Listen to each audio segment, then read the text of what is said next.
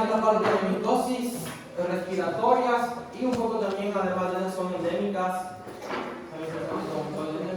Y también continuaremos con el estudio de qué pasa cuando los microorganismos llegan a sangre. Entonces, el objetivo es reconocer las principales enfermedades sistémicas por hongos dimórficos y también hablar un poquito de cándida al final, que son las enfermedades micóticas que pueden alterar el pulmón, siendo que ya hemos visto las virales, bacterianas, parasitarias, es un ejemplo muy importante, y ahora las sistémicas, ¿no?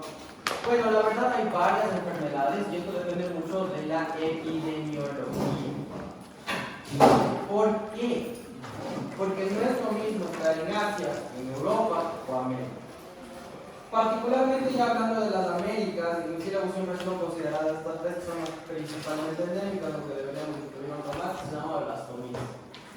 Y las enfermedades se llaman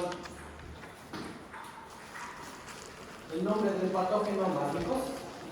Entonces ahí tenemos paracoccidioides produciendo paracoccidioidomicosis, histoplasma produciendo histoplasmosis, coccidioides que genera la enfermedad llamada coccidioidomicosis.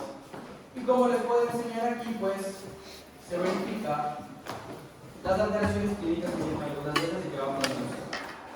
Algo súper importante que habíamos mencionado, estos son hongos dimórficos. ¿Qué significaba que sean dimórficos, doctores?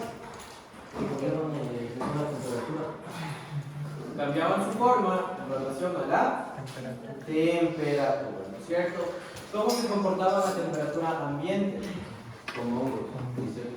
Como hongos miceliares. ¿Y cómo se comportaban a temperatura corporal? Como levaduriformes. Pregunta, examen, doctor. No puede ser que no sepan eso. Bien. Hongos dimórficos dependen de la temperatura. A temperatura del ambiente se comportan como hongos miceliares, filamentosos, mientras que el ambiente como levaduriformes. ¿De acuerdo? Y aquí les traje las formas de diagnóstico en el paciente. O sea, la forma levaduriforme. Comenzando con histoplasma, que se puede hacer en IEMSA, un frontis de médula ósea o inclusive de tejidos afectados. Y vamos a buscar las células de la defensa, especialmente monocitos, macrófagos, neutrófilos, y dentro de ellas vamos a ver las estructuras levaduriformes que están aquí. ¿Ya? No debería verse esto que se ve aquí. Sí, se debería ver como acá, el citoplasma uniforme. Entonces, se ven unas estructuras levaduriformes, redondadas, dentro de las células de la inmunidad. ¿Ya? Pregunta de examen. Vamos con paracoccidioides. En paracoccidioides, la forma que infecta al humano suele verse como un gran blastoconilio que da muchas estructuras levaduriformes y la gente les llama que parece el timón de un barco. ¿Sí? ¿Han visto los timones de los barcos? Miren, muy parecido, con sus múltiples botamientos, ¿ya? E inclusive alguna otra bibliografía dice que se parece al Mickey Mouse. Ahí sí le ponen de ladito, en la esquina superior izquierda, en el Mickey Mouse. No, la típica estructura del Mickey Mouse. ¿Estamos de acuerdo, doctores? Timón del barco, como Mickey Mouse, las levaduras. Y luego vamos con el coccidioides. El coccidioides suele hacer esta estructura que se llama esfera. Yo digo que se parece a una bola de golf, porque es una gran esfera que dentro tiene un montón de honguitos. Se llama espérula, que dentro tiene muchas endosporas, que son la estructura levaduriforme de coccidioides. En el histoplasma se van a ver unas inclusiones intracelulares arredondadas. Aquí está el núcleo de la otra. Es todo esto de ahí.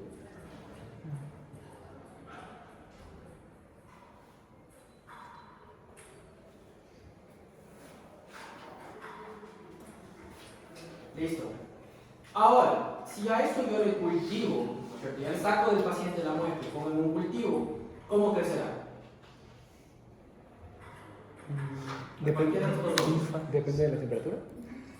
No,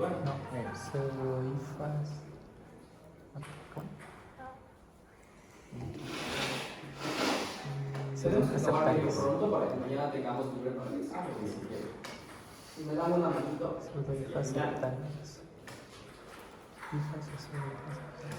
En el ambiente se ven como estructuras miceliares, ¿de acuerdo? En el ambiente se ven estructuras de hifa. Para histoplasma se van a ver unas hifas hialinas septadas, delgadas, con unos macroconilios, ¿no? Que yo digo que parecen mucho como un girasol, ¿no? Parecen muchísimo los girasoles, son grandotes, los tachitos son súper delgados, muy parecido a un girasol.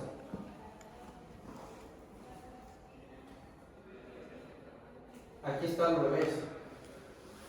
De hecho, para coccidioides, bueno, es la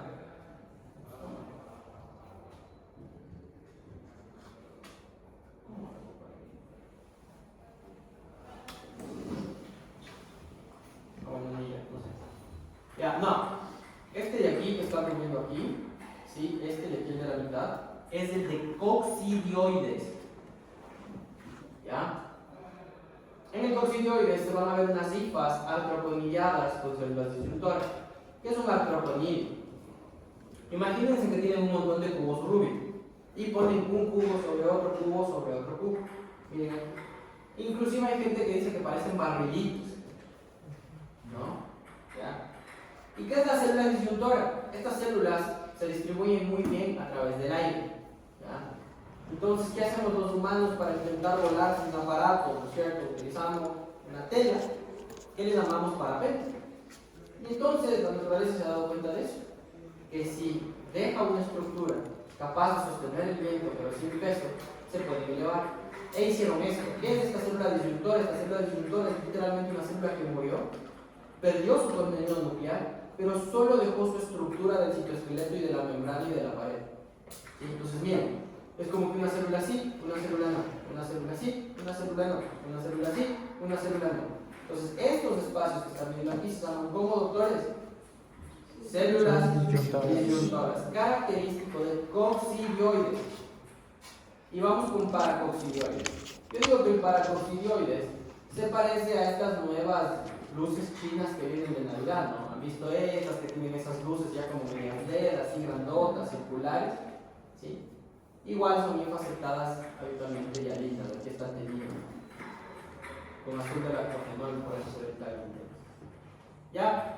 Entonces, esto es súper importante, ¿por qué? Esto es súper importante porque así es como van a ver al cultivo, que es diferente si es que lo ven directamente de una muestra activa. Vamos con histoplasmosis, el periodo de incubación es de 3 a 17 días, mientras que para coccidioide o micosis es de 10 a 14, y finalmente en paracoccidioides realmente no se ha detectado cuál es el periodo. ¿Por qué? Hay pacientes que hacen enfermedad aguda, especialmente la enfermedad febril aguda, pulmonar, ¿sí? Especialmente en pacientes jóvenes de entre unos 20 a 40 años y una media de 30 años, y hay otros pacientes que hacen enfermedad crónica. ¿Sí? Aparentemente el paciente respira el hongo, se mantiene de una forma de latencia en el cuerpo y eventualmente se activa. Muchas veces se suele activar en la región centromedia facial, y por eso no se ha entendido hasta ahora muy bien. Vamos con histoplasmosis clínica, vamos a entender la histoplasmosis pulmonar asintomática. Esto depende de dos factores: primero, la inmunidad del huésped, y segundo, la carga del patógeno. Hay pacientes que van, se respiran el hongo y no pasa nada. Ya, la inmunidad resuelve. Tenemos histoplasmosis pulmonar sintomática aguda. Los pacientes presentan fiebre, escalofríos, tos, dolor torácico al inspirar. ¿Sí? Tenemos la pulmonar crónica, mientras tanto esta se va a producir con tos, dificultad respiratoria, dolor torácico, sudoración y fiebre, que puede imitar muchísimo a la tuberculosis. Entonces, pilas ahí, especialmente en pacientes HIV, el diagnóstico diferencial puede ser amplio, que incluye histoplasmosis, neumocitis girovesi e inclusive histoplasmosis. Más aún, si la fiebre se mantiene, si la tos se mantiene más allá de 15 días. Y la peor, la histoplasmosis diseminada. Aquí debe haber una baja notable de la inmunidad y el hongo literalmente se disemina. Y aunque virtualmente se puede diseminar a cualquier lugar del cuerpo, le encanta la médula ósea. Doctores, pregunta de examen. En la histoplasmosis diseminada, ¿qué órgano le encanta el histoplasma? Médula ósea. Y entonces digamos que le quieres diagnosticar. ¿Cuál será uno de los lugares que debes ir a buscar y qué muestra deberían obtener? ¿Cómo funciona? La función lumbar es lo mismo que la médula ósea. Un aspirado de... No. Un aspirado o biopsia de médula ósea. ¿ya? Y le piden una tinción y van a ver las estructuras intracelulares dentro de los leucocitos, ¿ya? Y de ahí depende del lugar, ¿no? Puede haber, por ejemplo, meningoencefalitis, puede haber artritis, nódulos subcutáneos, erupciones en la piel, y puede variar un poco, ¿sí? Vamos con, antes de esto, ¿ya? Algo súper importante, el histoplasma, un poco la ecología. El histoplasma suele estar ligado especialmente a murciélagos, ¿ya? ¿Y se acuerdan de Cryptococcus? ¿Ya hablamos con ustedes de Cryptococcus? No, bueno, entonces Cryptococcus, bueno, ya no importa. Histoplasma es un hongo que va a estar en la naturaleza. Y los murciélagos, la mayoría de ellos son fructíferos, ¿no? O sea, hay otros murciélagos que hacen otras cosas, como por ejemplo los dermatófagos, etc., pero la mayoría son fructíferos. Entonces, de nuevo, hay una de las cosas interesantes del histoplasma, es que hay bosques de histoplasma. ¿Sí me cachan? Inclusive en Estados Unidos, en todas las riberas del río Ohio y del río Mississippi, literalmente hay bosques que te dicen no trespassing, riesgos de histoplasmosis. También te dicen no pases, aquí hay histoplasma. Entonces, una de las cosas interesantes es que los murciélagos, al estar en este ambiente, las frutas y las verduras también tienen el hongo, entonces ellos se comen el hongo. El hongo logra sobrevivir a la temperatura y la cavidad, toda la cavidad entérica del murciélago, y el murciélago lo elimina en su popó. Y aparentemente esto es intencional y evolutivo, porque a él le encanta la materia orgánica en descomposición con altas fuentes nitrogenadas, o sea, la popó de las aves. De hecho, la mayoría de las popó. Y esto es súper interesante porque cuando los murciélagos salen, por ejemplo, salen en la noche, pues comen, se alimentan y luego regresan a sus cavernas. Y acuérdate que en la caverna en el día ellos duermen, no se paran de cabecita, e igual tienen que seguir haciendo popó y todo, porque los manes también hacen popó y ese popó se llena de hongo en la caverna. El hongo puede crecer en el popó y se sigue diseminando en la caverna. Tanto así que muchos autores le han llamado la enfermedad de las cavernas. Porque mucha gente que por cualquier motivo, por ejemplo, espeleología, va a una caverna, se ha visto contaminada. Pilas ahí, histoplasma, cavernas, murciélagos.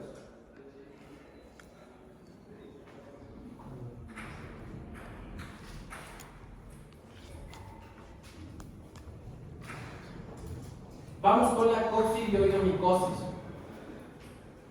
¿Puede o no puede hacer una lesión pulmonar?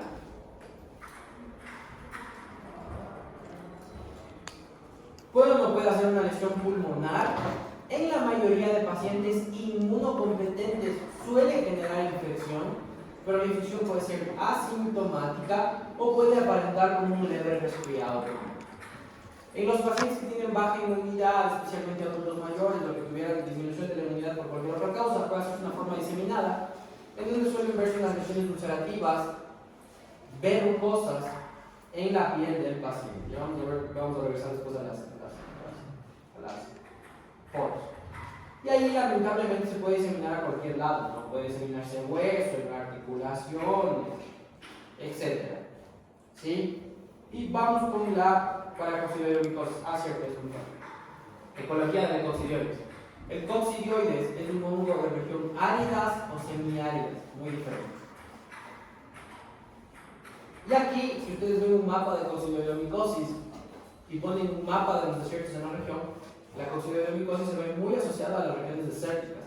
Y es por eso que probablemente aquí en Ecuador no tenemos tanto coccidioides, aunque el primer caso de coccidioides fue reportado hace 2 años por la doctora Zuliti y colaboradores. De hecho, yo siempre estuve atrás de coccidioides y no mucho por eso. Sí lo busqué. Lo interesante no es eso, lo interesante es que suele estar en regiones semiáridas. Aparentemente también se come la materia orgánica en descomposición en el suelo y se levanta cuando hay tormentas de arena. ¿Por qué esto llega a ser de relevancia?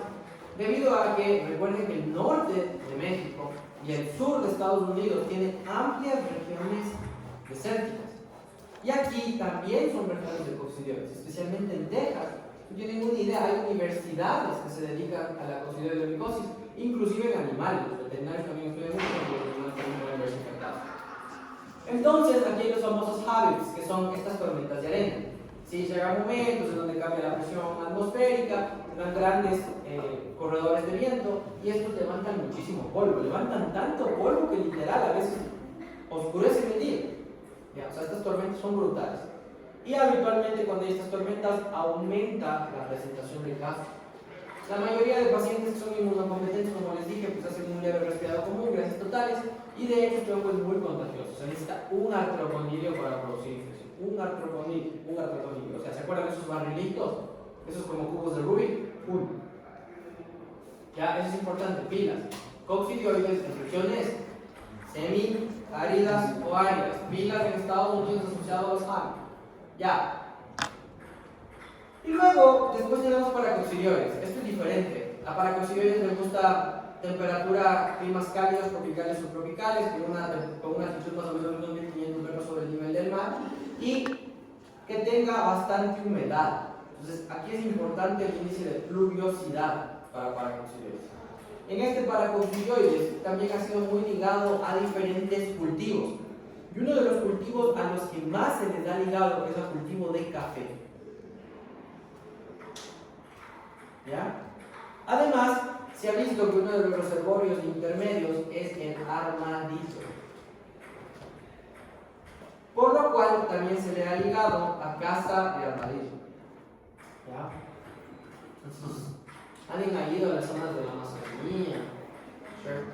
La gente come armadillo pero como si fuera deporte. ¿Sí? Entonces, esto es súper interesante por cómo cazan al armadillo. ¿Saben cómo cazan al armadillo? Nunca han cazado un armadillo. No estudian, no repasan para los laboratorios, no cazan armadillos. ¿Qué hacen de la vida? Nada, dormir. Tampoco durmieron. ¿Qué hacen? Mira. Ya, a ver. Esto es súper interesante. Los armadillos hacen sus casas. ¿Qué es su casa? Un hueco dentro del suelo. Los manes tienen una capacidad impresionante para escarbar. Impresionante. Probablemente el escarbato de los animales fantásticos se ha inspirado en los verdaderos armadillos humanos. Para los que les gusta la serie de Harry Potter. Entonces, pero en serio, tienen una capacidad impresionante. Los manos yacen hacen unas madrigueras en el suelo que tienen algunos metros de profundidad. Entonces, ¿cuál es el problema? El problema es que vos dirías, no, bacán, una madriguera, vos entras por el hueco y atrapas. Hasta que el humano entre, el armadillo ya hizo otro hueco y escapó por otro lado, a metros de donde era la madriguera. Entonces, los expertos cazadores de armadillos, y hay gente que se dedica a esto, ¿no? Verán que cazar animales salvajes es un delito penal y que además de estar con multas que van desde los $5,000 hasta los $30,000, ¿no? Pueden incluir privación de la libertad de 3 a 5 años. Entonces, por favor, nunca lo hagan. Es un delito penal, clarito. Entonces, lo que hacen estos manes, porque además también les pagan, obviamente, sí, hay gente que le encanta el armadillo, tiene una carne muy curiosa. Entonces, tapan. Y los manes, como ya tienen tanta experiencia, saben el ángulo y saben el lugar donde va a salir. Pues tapan y hacen ruido donde tapar. ¿Ya? Esto evidentemente le asusta al armadillo y hace lo que el armadillo hace: intentar salir por otro lado para escapar. En el otro lado, los manes donde ya predijeron que iba a estar, tienen 2 o 3 huecos, cavando a 2 o 3 personas y eventualmente pues, el armadillo sale solo. ¿Ya? Y se ha visto gente enferma de armadillo. De hecho, el primer caso de paracoccidioides que yo vi aquí en Ecuador después de regresar de Brasil fue literalmente un cazador de armadillos. Eran 2 casos. El uno era uno que trabajaba en la silla de agricultura y el otro era un cazador de armadillos con todo su familia.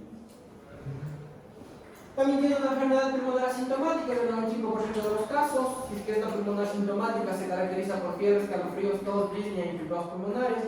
Tiene una forma pulmonar crónica con tos, expectoración purulenta y hemorragia, que a veces tiene hemoptisis, pilas de ahí, acompañada de insuficiencia respiratoria, dolor torácico, sudoración y fiebres que pueden ser similares a las tuberculosis pulmonares. Tiene una forma diseminada. Aquí misma historia, se va a todos los cuerpos, aunque suele aparecer en esta región bucal, centromedio facial.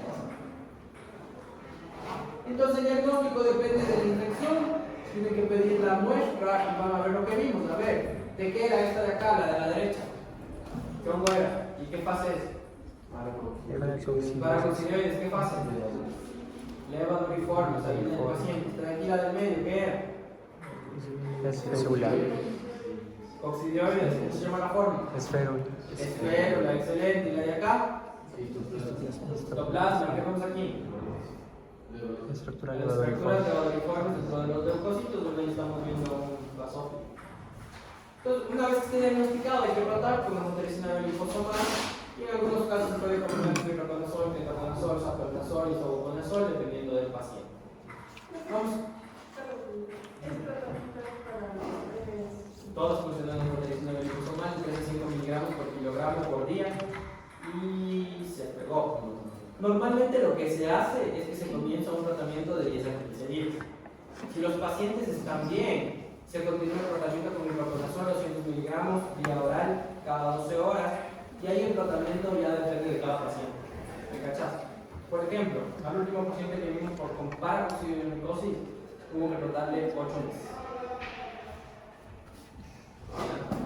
¿Y cómo vas viendo eso? Vas viendo por la evolución clínica.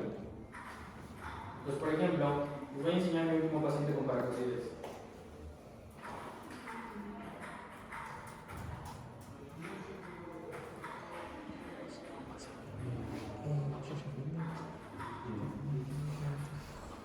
Este artículo, por ejemplo, no es muy difícil a usted.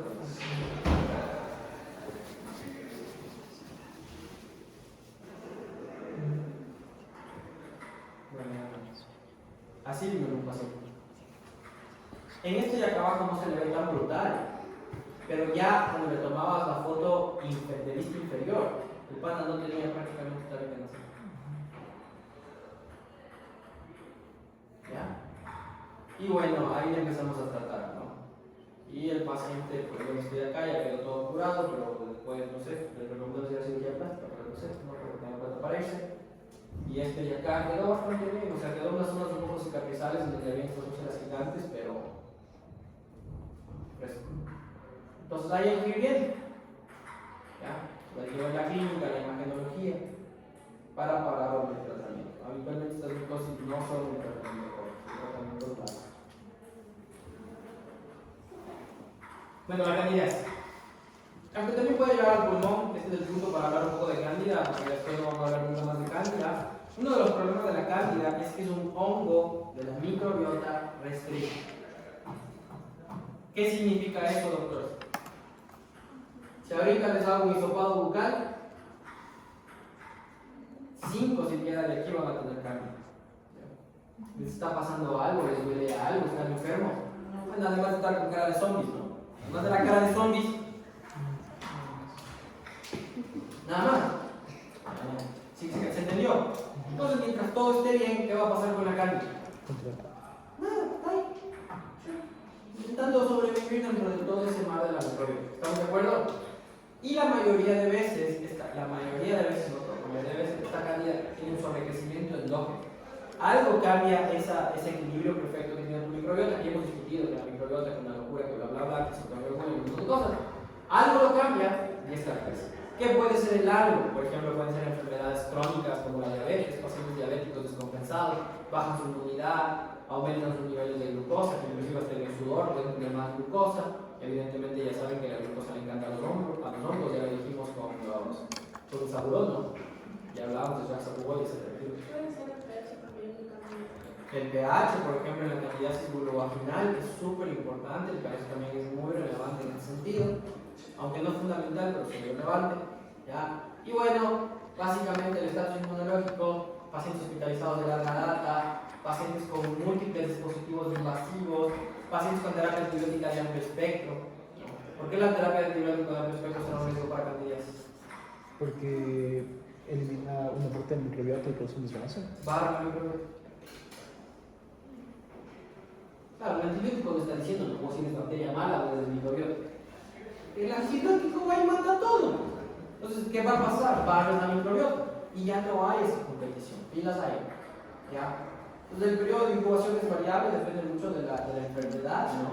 Los signos clínicos pueden ir desde una candidiasis oral, bueno, es una candidiasis esofágica, ¿no? Pilas de candidiasis oral y esofágica en pacientes jóvenes, sin ningún antecedente de nada. Doctores, sospechen de HIV hasta demostrar lo contrario. Y ya vamos a ver después de HIV más tarde en clase. Verán, doctor, estoy dando clases, luego después pongo 0 y luego vas a ir llorando. Ella, conta mi pone casos complicados, HIV, ¿qué vas a ver? Ya, pilas ahí, especialmente candidiasis oral o candidiasis esofágica, les debe hacer sospechar de HIV, pacientes jóvenes sin un antecedente. Será normal que, por ejemplo, un joven como ustedes, pero que nunca les pasa, pero solo por poner un ejemplo, si alguien como de su edad llegue y tenga un montón de candidiasis oral. Candidiasis oral se ven como estas luchas, las placas blancas, que inclusive pueden generar mucho problema. Será normal. ¿Se entiende el punto? ¿Cierto? Es más, si ahorita le damos un examen bucal a toditos, ¿sí? Ninguno va a entender nada. Eso es lo normal. ¿Se entendió, doctor? Verá. Mira, por ejemplo, acá tenemos un intertrigo candidiásico, muy frecuente en pacientes diabéticos que suman mucho, obesos. Escuchen, los obesos pasa siempre, especialmente en los pies, porque cuando ya están muy gordos, cuando el hombre y la mujer, sobrecrece esta parte del tejido nocivo mamario, ¿sí? Hasta en el hombre, ¿sí? Se puede dar hasta ginecomastia. Y entonces este pliegue aumenta la humedad, aumenta el calor y produce el sobrecrecimiento de carne. Miren aquí este bebito, ¿no? Tiene una lesión a nivel del pañal, especialmente cuando se deja mucho tiempo y no se carga. Puede dar, por ejemplo, en el pulmón. Miren, aquí tenemos una neumonía candidiásica en un paciente de terapia intensivo, intubado con tubo endotraqueal, ¿no? Y con antibiótico de amplio espectro. Ya, pues lo mata todas las bacterias, tuvo chance de que se la cándida, y la cándida, miren, ¿no? Qué horrible que infectó el pulmón. También ha sido asociada a sepsis, asociada al catéter. En pacientes críticos, para pasar medicina, por ejemplo, los vasoactivos, se pasa por catéter venoso central, que solo se puede pasar por las venas periféricas, porque quema la vena. Entonces se pasa por venas de grande calibre, ¿sí? Como por ejemplo la subclavia o la yugular. Entonces, estos catéteres, si no son limpiados, gente está llegando a su vaso sanguíneo. Y acuérdense que la subclavia y la yugular eventualmente se llevan al corazón. ¿Recuerdan? Entonces, pilas ahí porque inclusive ha sido asociada a biofilm. Entonces, ¿cómo diagnosticas? Depende del sitio de la infección. Si está en sangre, ¿qué pedir? Un hemocultivo, cultivo de sangre, como los llamaron algunos de ustedes, ¿cierto? Por ejemplo, si está en pulmón, ¿qué pediría? Un raspado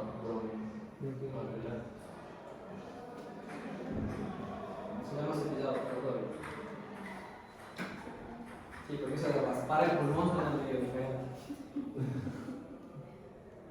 ¿Ya? Y así sucesivamente, ¿sí? ¿Qué le vamos a pedir? Hay tinciones específicas para hongo, como ya vieron en el laboratorio de tinciones. Dentro de esas, por ejemplo, está el azul del lactofenol, ¿no es cierto? Por ejemplo, ahí está, bueno, esa de tinción normal como muestra directa. Y de ahí hay muchas tinciones en tejido. Por ejemplo, ahí está glaucodrumol y paz. ¿Y por qué es importante estas tinciones? Porque no se suele ver en hematocilineusia. Pues cuando ustedes piden una histopatología como médicos, ¿sí? Adivinen qué hace el patólogo. Hematocilineusia. Es la tinción rey, o reina, no sé, sería tinción, no sé, la tinción, sí, no sería reina. Es la tinción reina de la patología. Entonces la que se hace por defecto en todo el mundo, ¿entiendes? La básica es la principal, es la que de uno, o sea, vos no piensas con biopsia, hematocilineusia. Y la mayoría de los no se ven hematocilineusia, ¿ya? La verdad, si eres un experto en hongos, sí vas a ver, porque de hecho no adquieren esas tinciones y se queda transparente, pero la verdad es muy común. Hay tinciones específicas. También se puede pedir GRAM. El GRAM no es una tinción para hongos, ya lo dijimos en tinciones, pero se la puede ver de forma incidental. Por ejemplo, vos ni sospechabas que había una carne de sangre y desde el hemocultivo, pensando que era una bacteria, y le hacen un GRAM y se va a ver así. ¿Por qué esto es un riesgo, doctor? Era pregunta de examen. Porque viendo este GRAM, ¿ustedes qué pensarían? Yo les digo, solo es un GRAM de sangre. ¿Qué pensarían viendo este GRAM que está en la esquina superior derecha? gran negativo. ¿Seguro? ¿Se ve rosa o no? Bien positivo. Yo veo violeta.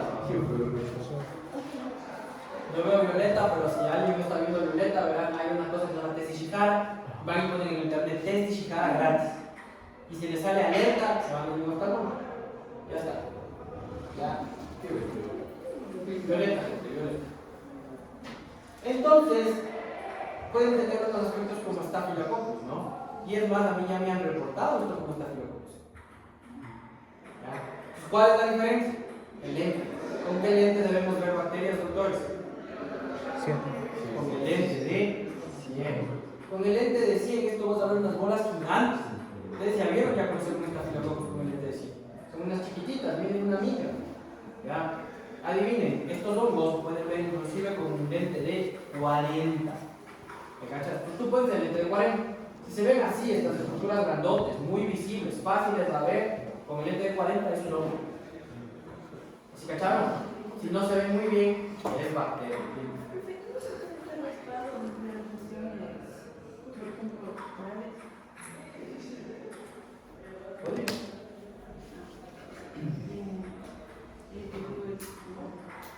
El cultivo siempre vas a tener un cultivo para hongos. Los hongos se siembran siempre en 3 cultivos que son en tubo, saburo simple, saburo con cloramfenicol y micocel. El saburo simple sirve para que crezca todo. ¿Será bueno que crezca todo? No, ¿por qué? Porque van a crecer otros hongos. Depende de la zona. O sea, si yo te mando un cultivo de piel, ¿será que hay Staphylococcus ahí? ¿Será que hay Streptococcus ahí? ¿Será que hay Cultivobacterium ahí? A mí me interesan esas para este hongo, a mí me interesan esas bacterias. No. ¿Cierto? Entonces, mientras más estéril sea la muestra, mejor. Porque te va a crecer sobre lo que hay. Pero de muestra, por ejemplo, la secreción vaginal. Vaya y vea lo que te crece. ¿Tú quieres que te crezcan otras cosas que no sea el hongo? No. Para eso tienes el saburo con cloramfenicol. ¿Qué es el cloramfenicol? Es un antibiótico de amplio espectro que casi ya no se usa en la clínica por los efectos adversos. Pues casi no hay resistencia. Entonces, ¿para qué me serviría el cloramfenicol en ese sabor? Para que sea específico. ¿Específico para qué? Para O sea, Para que sea cambiar. selectivo. selectivo. Porque ¿qué va a hacer el cloramfenicol, doctor? Matar las bacterias. Matar las bacterias. Matarlo. Generar un medio donde solo pueda crecer el hongo. Debe ser seleccionamos. Porque es. De un, ¿cómo Porque era? las bacterias son sensibles. Porque no hace selectivo al medio para este hongo. ¿Por qué? ¿Qué doctores? Ya háganme el favor, vean. Sinapsis, gente. Así tímida, o sea, así. El cloramfenicol, un antibiótico de amplio espectro. ¿Por qué ponemos cloramfenicol?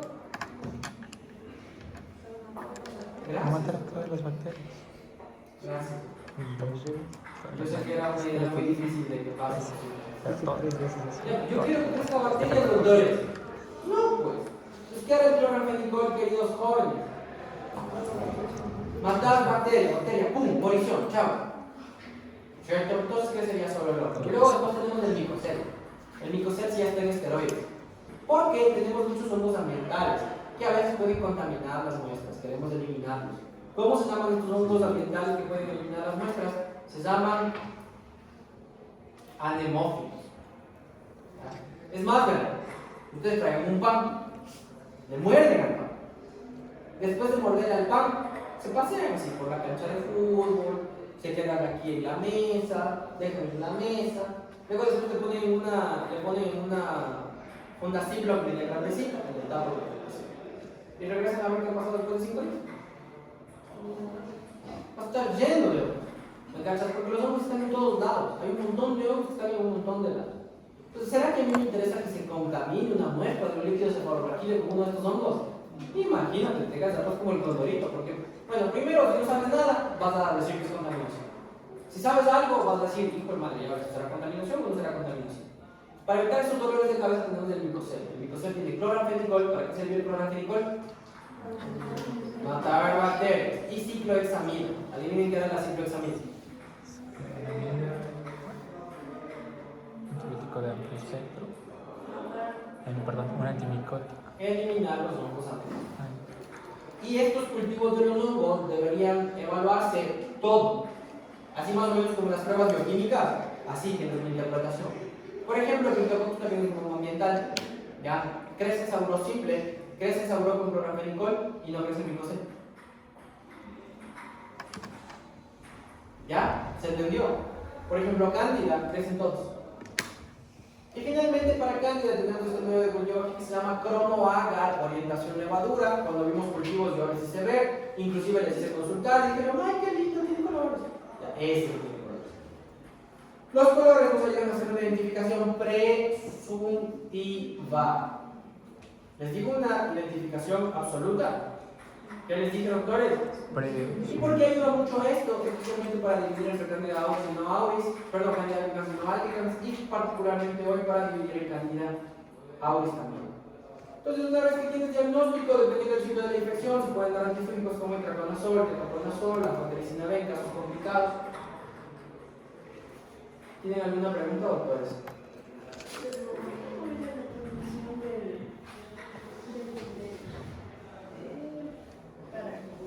Creo que sí,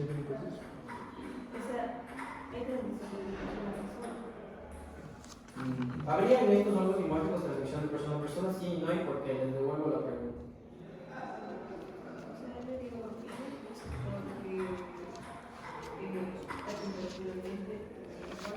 Muy bien, ¿y en qué forma están las temperaturas de cuerpo? Muy bien, ¿en qué forma es la que se transmite?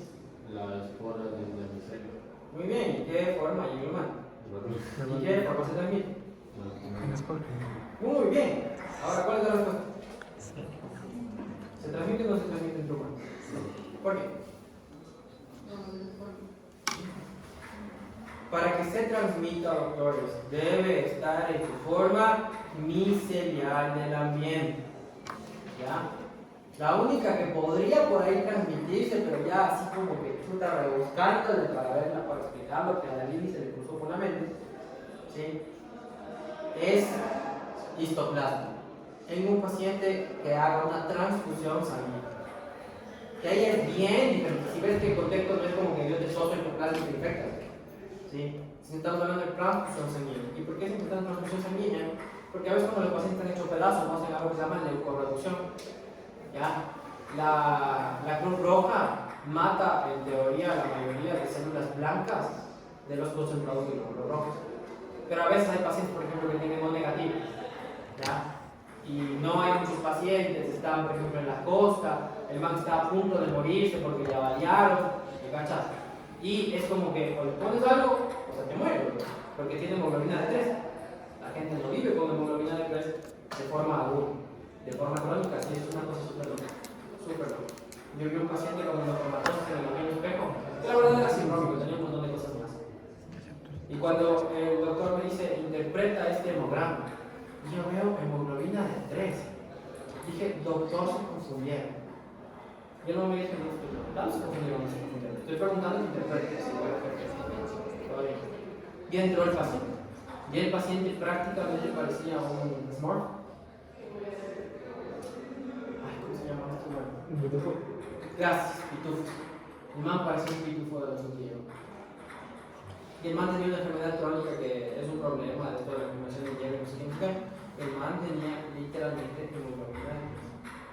Pero claro, un paciente normal, por ejemplo ustedes, la mayoría de ustedes tendrán hemoglobina por encima de 12, Dios quiera, menos un par de anémicos que ya los diagnostiqué hace como 4 semanas. ¿Ya? Así que ahora sin una climática porque un par de ustedes tienen anemia. Y a excepción de estas personas que tienen anemia, ¿no es cierto? Ustedes deben vivir con 12, imagínate bajar de 12 a 3. La morición. Entonces, ya pues están de casos, es un hospital básico, no se puede hacer leucorreacción, no es lo recomendable. ¿Ya? Pero en casos súper extremos de emergentes, se puede pasar prácticamente la sangre como viene de un paciente a otro paciente. Ya, sabes que ya es súper rebuscado, ya es estar en otro lado, ya es arriesgarse a tomar sangre no leucorreducida, ya es decir que el otro pana que donó la sangre justo también tenía histoplasma. ¿Se entiende el punto? O inclusive en trasplantes de médula ósea no diagnosticados. También podría pasar. Pero la transmisión humano-humano es poco probable. Por lo que entonces, esto es lo que les estoy diciendo es súper importante porque a veces estas preguntas que se vienen a su mente, yo me acuerdo en el examen. Y digo, ¿en qué estaban confundidos? ¿Por qué no tomamos? Y les tomo. Y luego después en la representación les digo, ¿no se acuerdan que les dije que me preguntaron esto? Les decía, sí, ¿y qué pusieron? La que no es correcta. Así que ves. Bueno, entonces, si no se controla la infección de las que, por ejemplo, hemos visto hasta ahora pulmonares o cutáneas a nivel del sitio en donde llegó el patógeno, esto se llama órgano de choque. No salsa de choque, órgano de choque. ¿Estamos de acuerdo? Entonces, ¿qué es el órgano de choque, doctor? es su problema, ¿eh? ¿Dónde están? No sé. Pero aquí no está. ¿Qué es el órgano de choque, doctores? Es lo bonito de que el árbol me cae.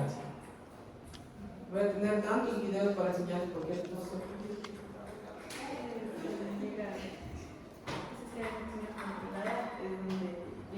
Ya, ¿dónde llegó? ¿Dónde comenzó la infección? Bien. Y entonces, ¿qué pasa si no se logra controlar en el órgano de choque la infección? Se puede diseminar. Y uno de los lugares por los que se puede diseminar es por sangre. ¿De acuerdo? ¿Cómo se llama cuando los microorganismos llegan a sangre del microorganismo? Si son bacterias, se conoce como Bacteremia. bacteremia. Si es que son parásitos, se conoce como parasitemia. Si son virus, se conoce como Viremia. viremia. Y si son hongos, se conoce como honguemia. Ah, no. ¿Cómo se llama cuando los hongos llegan a sangre? Micosemia. Mique. Sí, doctor. Lo adivino. Ya, lo que dijo el doctor. Entonces, que no llega ese doctor. Distribuye.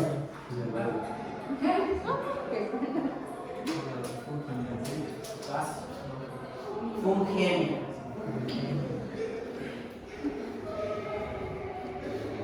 Y esto es súper loco, ¿verdad? Porque pensaban en el pasado que solo las bacterias podían diseminarse por sangre. Y hoy, gracias al COVID y un montón de cosas más, sabemos que virtualmente, dependiendo de las condiciones, como carga, factores de virulencia, tipo de microorganismo, inmunidad de huésped, todos los microorganismos pueden llegar a sangre. Bien. Ahora, ¿cuál cree que sea el problema de que se llegue sangre? ¿Será normal que el microorganismo llegue a sangre? No, ¿por qué? ¿Cuál cree que es el problema de que un microorganismo llegue a sangre? Puede ir a cualquier parte del cuerpo. Muy bien, uno de los mayores problemas es que inclusive podría llegar a otros órganos del cuerpo. Excelente, ¿qué más?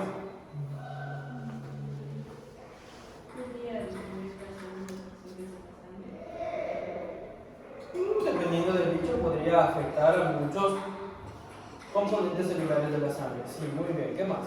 Alteraría la inmunidad Y también. en la sangre también el sistema inmunológico que cualquier patógeno que hay en la sangre puede causar un shock séptico.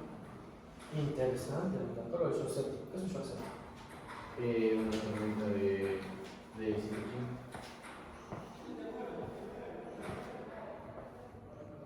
¿Y eso no sería el SIRS?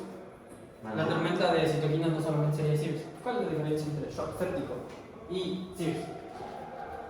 Porque, bueno, el shock séptico puede ser causado más por la toxina de shock séptico, por ejemplo, en bacterias. ¿Y un shock séptico no se podría dar por COVID? O también, no sé, eso no sé. Muy bien. Interesante. Entonces, a ver, lo primero. Lo primero es que lo que se espera es que el bicho llegue a un tejido y que la inmunidad no controle ese tejido. La pregunta es, ¿siempre lograremos hacer eso? Y por un montón de factores que más o menos hemos discutido a través de estas semanas, de hecho 7 para ser precisos, bueno 6 y 1 hora. Ya, bueno, 6 y 52 minutos. Entonces, no. Y aunque el microorganismo podría diseminarse de muchas formas, inclusive aumentando la invasión del propio tejido, por el tejido linfático, uno de los mayores problemas es la sangre, por dos problemas. Porque hasta antes de llegar a la sangre, tienes 1000 seguros. Tienes el propio tejido, tienes las propias colagenasas que evitan que los microorganismos se expandan fácilmente, tienes una red de un montón de péptidos y antimicrobianos, tienes un montón de células, inclusive cerca de los vasos sanguíneos tienes varias células de la inmunidad. Y entonces esto hace que realmente es como que tú quieras entrar al Palacio de Carondelet cuando hay huelgas. ¿Alguien ha intentado ir al Palacio de Carondelet cuando hay huelgas? Es casi imposible, ¿me cachas? No puedes ni pasar así. ¿Sí? ¿Ya? Entonces es súper complicado llegar al vaso sanguíneo. Pero ¿cuál es el problema? Que es difícil llegar hasta el Palacio de Carondelet. Una vez que llegaste al Palacio de Carondelet ya no hay la misma seguridad que afuera. El otro problema es que es una fase fluida, ¿cierto? Alguien hacía amistad con los hermanos, no sé, el novio, novia, amiga, no sé. O sea, ha ido a una piscina y se ha puesto a pelear en una piscina. ¿Es fácil o es difícil pelear en una piscina? Súper difícil, es más, es onda y todo, ¿no? O sea, imagínate ahí. no tienes de dónde apoyarte, no tienes ni siquiera la fuerza para pegarle al otro. Ahora imagínate ese mismo conjunto de respuestas de la inmunidad en el vaso sanguíneo, en la sangre. ¿De acuerdo? Y otra cosa súper interesante, sí, es que normalmente cuando los macrófagos se activan, se ven obligados a migrar a los tejidos. Porque parte de todas las citoquinas proinflamatorias que se estimulan es en el tejido. Entonces, para hacer la activación, esto ya es súper más complicado, ¿no? Para hacer de un M0 a un M1 o un M2, esos tienen que estar en el tejido para hacer ese sensing de las citoquinas para activarse. Bueno, hay un montón de causas por las que la verdad, en el lugar en donde menos actúa el sistema inmunológico es en la sangre. Entonces es súper difícil que el sistema inmunológico actúe en la sangre. Y eso nos lleva a un segundo problema. La sangre tiene un montón de nutrientes. La sangre tiene glucosa, la sangre tiene proteínas, la sangre tiene hierro. Y además de eso, hay poca reactividad inmunológica en la sangre. Porque ya dijimos, es difícil pelear en la piscina. Esto lleva a que los microorganismos puedan crecer y proliferar muy rápidamente. Y además de eso, diseminarse y pueden infectarnos sin número de. ¿Hasta ahí estamos de acuerdo? Bien. Ahora, ¿qué va a pasar? ¿Será que el sistema inmunológico se queda diciendo, bueno, pegue patrón, no mate nomás, llegue plasmodium, mate, llegue COVID, mate? ¿Será que se queda así el sistema inmunológico? No. Pero aquí tenemos dos problemas. El primer problema es que si aumenta el crecimiento bacteriano, aumenta la carga de antígenos. Y si aumenta la carga de antígenos, aumenta el estímulo inmunológico. Y eso evidentemente producirá lo que el doctor decía, una tormenta de citoquinas. ¿Cierto? Imagínate que 1000 policías están viendo que están matando al presidente. ¿Qué van a hacer esos 1000 policías? Van a coger sus señales y van a empezar a mandar a todo lado. Oye, ¿qué hacen? Necesitamos refuerzos, quieren matar al presidente. Y así, 1000 policías al mismo tiempo. ¿Cierto? Pero las células no tienen WhatsApp, no tienen walkie-talkie, no tienen email, no tienen cámara, no tienen smartphone. Entonces ellas tienen estas comunicaciones, que son estas proteínas, que habíamos dicho que se llaman citoquinas proinflamatorias. ¿Cuál es el problema de las citoquinas proinflamatorias? ¿Se acuerdan de la inflamación? Ya hablamos de la inflamación, ¿cierto? ¿Cuáles eran las 4 características básicas de la inflamación?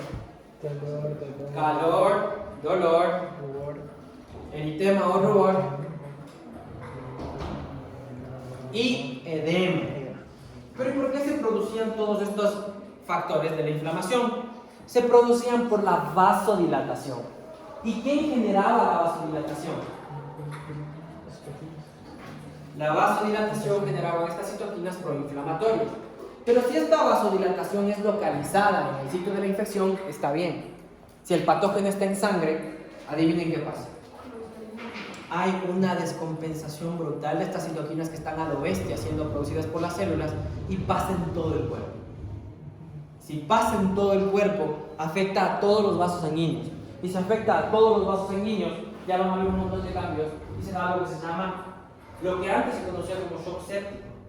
No, ahora sabemos que todo eso se llama sepsis. Antes se conocía, todo esto de las tormentas de citoquinas era la SIRS, ¿sí?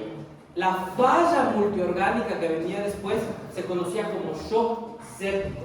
Y ahora sabemos que todo es sepsis, sino que lo del inicio es sepsis temprana, y si no haces nada, llega a una sepsis tardía con una falla multiorgánica. Entonces, ¿qué es la sepsis, doctores?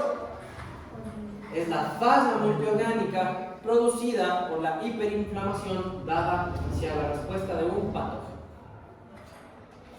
Y ahora sabemos que el shock séptico, dependiendo del paciente, podría ser producido por cualquier patógeno.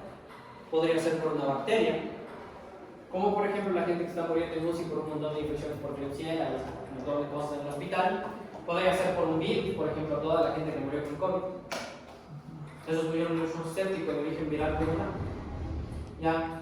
Como por ejemplo la gente que está muriendo con malaria. Eso está dado por un parásito que se llama plasmodium. O por ejemplo la gente que está muriendo con ectoplasmosis, un paciente con HIV en fase C.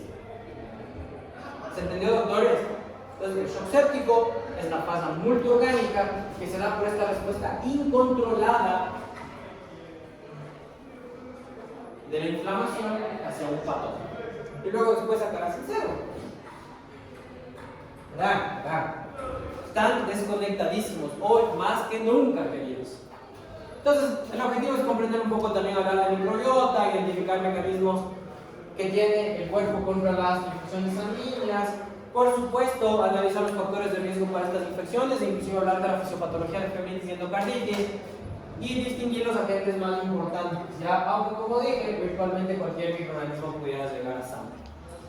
Ya, entonces siguiente pregunta que debemos hacer, ¿no? La sangre va a ser el tema del día de hoy. ¿La sangre tiene microbiota? A ver, alza la mano el que piensa que la sangre sí tiene microbiota. Bien, vean, al menos ya actúan, ya 7 semanas ya actúan, bien. Alza la mano el que piensa que no hay microbiota, o sea que no, ni chance. Curioso. ¿Ya? A ver, alguien que de los que dijo que sí hay microbiota que quiera justificar por qué sí. Verán, ¿se acuerdan qué era la microbiota? ¿No? A ver, ¿qué era la microbiota? Microorganismos No, que no causan patógenos. que no causaban daño. Y que habitan en un sitio corporal, ¿ya? Bien. Entonces, hay gente que me dice que sí hay microbiota en sangre, ¿por qué? Porque sabe cómo se transforma. Es que verás que una cosa es microbiota, ¿sí? Para que sea microbiota, ¿cuál es el precepto que deben cumplir? No causar patógenos. No causar daño. Si ya hay un shock séptico, ¿podríamos considerarle microbiota a ese organismo? Entonces, ¿cómo le consideraríamos? Patógeno. ¿Qué significa patógeno? Que causa mal, que causa, que enferma, que produce daño. ¿Estamos de acuerdo? ¿Ya? Entonces, alguien que quiera justificar por qué sí, a ver, la línea estaba ahí. Porque yo digo que o sea, igual como en el resto del cuerpo debe haber microbiota para intentar proteger o auxiliar o con microorganismos que pueden dañar. Entonces, entonces yo pienso que, porque en la sangre no, o sea, la sangre es uno de los fluidos más importantes, entonces si hay en el resto del cuerpo, pues no. Interesante criterio, querida Lili. ¿Alguien más que quiera defender la posición a favor de microbiota en la sangre? Te abandonaron, ¿cachai? Esperaron que llegue hasta la gente y te dejaron, ¿cachai? Yo vi los que te abandonaron, no te preocupes, yo tengo la lista, yo te mando al WhatsApp. No confíes en esos manos. Ya, a ver. ¿Y quién piensa que no hay microbiota en sangre? ¿Quién quiere justificar por qué no? O sea, yo también tengo una idea de que puede ser porque justamente como hay lugares como que, o sea, en caso de que existiera microbiota, como que... Si, pero ahora usted tiene que defender que no hay. o sea, ese es el punto, de que, por ejemplo, se podría ir como que a cualquier otro lado donde sí puede causar patogenia. Pero la pregunta es súper concreta. No hay microbiota, ¿sabes? No hay microbiota. O sea, yo digo que no, porque el sistema circulatorio que es la sangre es un sistema cerrado. Entonces se supone que es mucho más difícil que un microorganismo pueda entrar ahí, y si entra ahí, ya, pues, ya es patógeno. Qué interesante. Eso es lo que quería decir. ¿Qué opina, doctor? Yo veo con ganas de actuar, pero sin ganas de actuar. No, en mi caso yo pienso que en sangre técnicamente todas las estructuras que tenemos deben ser sobre todo de nuestro propio organismo y no deberían ser externos, lo que puedan causar patogenia. Para mí no sería... El doctor es pro Trump. Great America, greaters again. Bien. Si yo, Solo lo nuestro. si yo lo creo, si yo lo tengo. Y para exacto. rematar, Trump, ¿de dónde es? De alemán. Ascendencia alemana. O sea que los indios Pima sacarían aproximadamente a 80 millones de estadounidenses. Así nomás. O los Cherokee. En fin, volvamos. Entonces ya, grade the body, graders again. Ya. Nice. ¿Alguien más que quiera unirse a la discusión? A ver, dale. Creo que no hay, por el hecho de, como te explico, o sea, para que un microorganismo llegue a una sangre tiene que pasar por muchos procesos, muchas cosas. Entonces, a eso también es la microbiota que está en todas estas partes. Y como en la sangre no hay inmunidad ni nada, solamente nutrientes que viajan por todo el cuerpo, no hay. Verás, me encanta tu forma de pensar, interesante, y me gusta también cómo lo explicaste, pero atentos. O sea, inmunidad sí hay en la sangre. Sí, porque ahí tienes los leucocitos. Acuérdate que dijimos biohemática, linfocitos, leucocitos. O sea, sí hay inmunidad. El problema no es que no haya inmunidad. El problema es que les resulta difícil actuar. O sea, es el policía promedio de Ecuador. ¿Hay o no hay policía? ¿Hacen algo? Otra cosa. ¿Se entendió? Esto es súper importante o sea, esto tienen que entender así como suena. ¿Sí cacharon? O sea, ¿hay inmunidad? Hay. De ahí que se le haga fácil actuar. Otra cosa. O sea, ¿estamos bien? Listo. ¿Todos tienen razón? Sí, ahí no hay. Tradicionalmente hemos creído que la sangre es estéril. ¿Y de dónde viene eso? Viene eso de los estudios tradicionales de microbiota. Hace muchos años atrás, en los 90, los estudios de microbiota eran hechos a partir de cultivo. Y para ver esto de la esterilidad, cuando explotó la microbiota, cuando explotó la microbiología entre los 80 y 90, la gente sacaba muestras del humano y veía dónde crecía y no crecía. Y claro, si ahorita yo les cojo un hisopo y les hago un hisopado de la cara, ¿crecerán o no crecerán bichos? ¿Sí? Si ahorita les saco sangre a todos de ustedes y los hago bien, sin contaminación, ¿sí? ¿Crecerán o no crecerán bichos? En la mayoría de ustedes no va a crecer casi ningún bicho. Entonces, a base de estos cultivos tradicionales, así como hemos hecho hasta ahora, ¿no es cierto? Coger una muestra y ponerla en el agar, ¿sí? En teoría, por años, se ha pensado que la sangre es estéril. Y esto es súper importante porque aquí yo les voy a cambiar un paradigma. Y esto es importante entender desde las dos perspectivas. Porque ustedes pueden toparse con un médico de 80 años, del Eugenio Espejo, y donde vos le digas que hay microbiota en la sangre, te va a mandar expulsando de la rotación. ¿Cierto? Pero vienes donde un médico joven, ¿sí? Y los médicos jóvenes sí te van a discutir, especialmente, por ejemplo, un infectólogo, un microbiólogo, gente muy entrenada en esto, sí va a decir, no, chuta, la pregunta es complicada y no sé qué, ya hablan. ¿Se entendió? Entonces, o sea, ¿cuál es la base de conocimiento? La base de conocimiento es que hay sitios estériles. ¿Qué significa estéril? No, no como tu primo, no, estéril en la microbiología. ¿Qué significará estéril? Libre de presencia de microorganismos. Que no hay bichos.